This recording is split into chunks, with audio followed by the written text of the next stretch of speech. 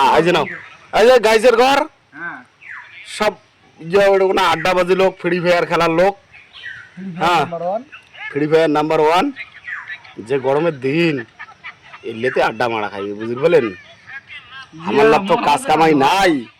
আয় দেখো কেমন জমি শুকিয়েছে, চায়না গাড়মো, ধান গাড়মো, বৃষ্টি টিষ্টি তো নাই। আর ঘটনা হচ্ছে ছবিটা এই যে এই যে নদীর জল শুনে দিছে। এটা হচ্ছে জীবনটা এক সাদা পাতা, লেখার কিছু নেই।